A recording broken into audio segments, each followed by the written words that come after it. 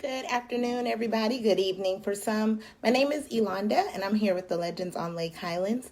And today I wanted to talk about some things that we can do on our end to save on energy and electricity and water as well in our homes. So it's a few steps we could take. Some we're probably already doing just to be on the safe side to concern the electricity and the water in our homes. So one of the biggest things in our homes is the air conditioning. The best thing to do to be able to save on your electricity, especially in the summer heat, is to set the thermostat to 78 degrees or higher. This will definitely help save costs on the back end on your electric bill. So that's something you want to remember once we start journeying into the hotter temperatures, that you want to go ahead and set that thermostat to 78 degrees or higher to save on your electricity costs. Another thing that some people may already put in place is something I do myself, is actually turning it off if I wouldn't be in the home. Like if I know that I'm going to work or something like that, then I would just turn the air off or either have it set. They do have smart thermostats where you can actually set them to have certain temperatures throughout the day. So if you're leaving to go to work, you would set it at a lower temp. And then when you know that you're coming back home, you'll probably raise that temp so the home is cool once you get there. One thing too is I'm a big fan of is the dark out curtains, the blackout curtains as some may call them. They do help keep the home cool and also keep out that sunlight. So it does automatically make the home a little bit cooler by having those blackout curtains in your home. So it's something that you can also do. They're pretty inexpensive. Walmart, Target, your major retailers do carry those blackout curtains. So if you're trying to find ways to keep your home cool, that's something that's very cost effective that you can look into doing so. Closing the drapes and keeping your shades closed is another way that'll also help not only keep your home cool, but keep down on the cost of the electricity. If you have ceiling fans or room fans, that's another way instead of running the air conditioner that you can keep down on the electricity. And if you're not occupying that room, definitely want to turn off the lights or turn off the fans that are going.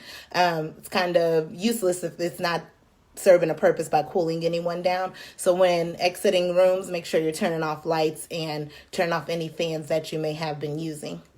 Running the dishwasher. I know we think, oh, it's a quick cycle. It'll just go through and we'll be done with it. But running the dishwasher actually does not only impact our energy, but also the water usage. So if you're just washing a couple of things, go ahead. I know it sounds tedious, but just wash them by hand versus running the air conditioner. The dishwasher, because this will also cut down on your electricity and the water. If you're not going to fill it up and have a full set to clean, it's kind of pointless and you're just costing yourself more dollars on the back end. When you use the light or the light wash or the water cycle, that will help save. So in the event, you made a big dinner, you need to go ahead and get these dishes cleaned up. You don't have the energy to do it by hand. Make sure that you are putting it on the water save cycle, and that will help you save on your water. Anytime we come into a leak, I know sometimes just a little drip may not seem like a big deal, but it can have big impacts in the future. So any drips or any leakage that you may see, you definitely want to report that to your maintenance office so they can take a look at that. It may not only impact you, it can also impact those tenants that are around you. Even a small leak can turn into a major problem later on. It may sound a little hard to do, but also shortening the time that we're in the showers. I know we like to, it's a relaxing thing to, listen to your music and do in the shower. And in that moment, we're not thinking, oh, how much is this 10-minute shower going to cost me later on? So always be mindful of the time that you're in the shower because it can save you in the long run. Don't run the tap water. So I know you're like, well, how do we not run the tap water? So one way that we can also save on our water is, for example, I know for me, if the water, I'm waiting for it to heat up, I'm going to let it run and run and run until it's the temp that I need. Instead, some good saving tips are boil the water or heat it up to the temperature that you're looking for instead of having it continuously run to get to the temp, because you're just using those gallons until it gets to that temperature you're actually looking for to get that water warm. So one thing I know I do is run the water while I'm brushing. That's a good way to also save on there. Go ahead and turn that water off until it's time to rinse. I know we can sit there and we're brushing and we're brushing and we're brushing, but we can go ahead and turn that off until we need it. If we're not in the point of the rinse part of brushing, we're just wasting that water. So I know most recently, for myself, I do have a teenager, so they're kind of like, oh, this is dirty, let me wash it. And it's probably like only 2 or 3 items. Big no. If you don't have a full load to wash, wait until you have one, if you can. Now, if it's mandatory and you just got to go ahead and wash it, by all means do so. But if you don't have a full load, it's better to wait until you do and then wash those clothes in a full load. Because if not, you're just going to continue to wash clothes as they come. So if you get a full load, wash it and then go ahead and take it from there. That'll also help save on your water and your electricity bill in the long run.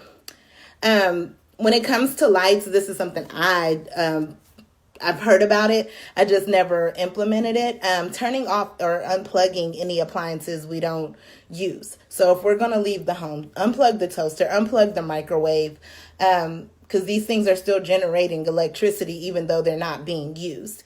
So that's another thing we can do to make sure that we're cutting on that cost of using electricity, is unplugging those devices that we're not going to be using in the moment. So when it comes to us, I know we live in our apartment homes. One of the main things that use up a lot of our electricity is the refrigerator. So some things that we're able to do on our end when it comes to helping with the electricity or the usage of the refrigerator consistently running, that's not one of those things that we have the opportunity to actually unplug. We need it plugged up 24/7. But one of the things you could do is to make sure any vent coils are clean.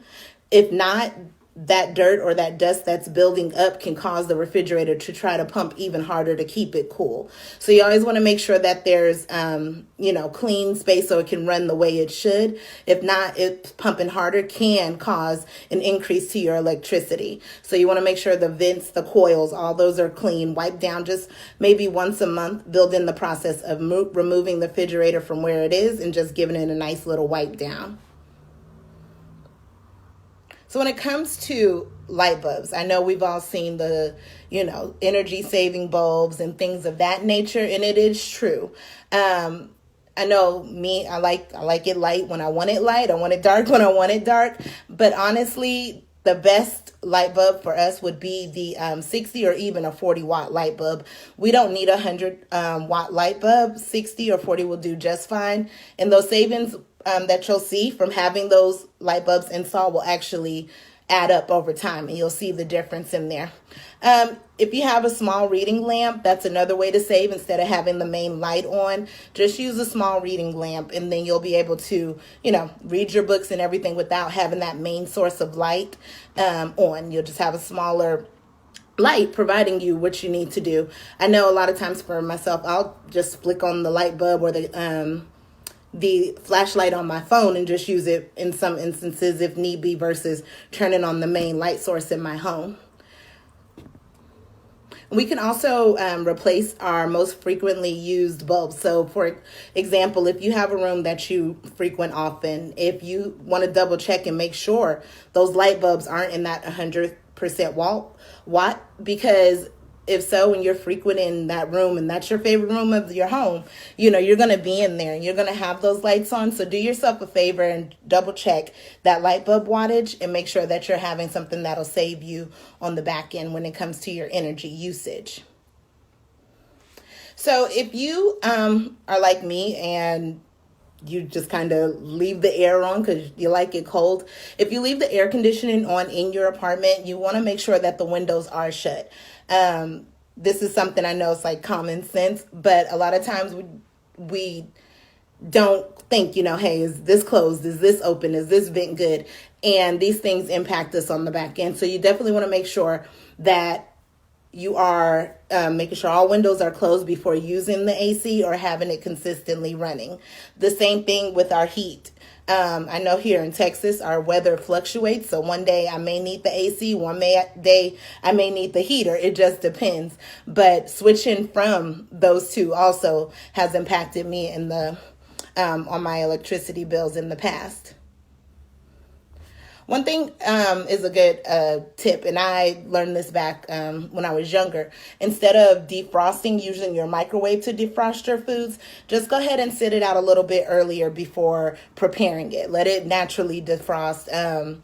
We're conserving on water, so we don't want to run it under the water. And then we're also conserving on electricity, so we don't want to throw it in the microwave. So the best thing to do is to actually sit it out in a place where it can naturally defrost on its own versus us either running it under hot water or putting it in the microwave to defrost.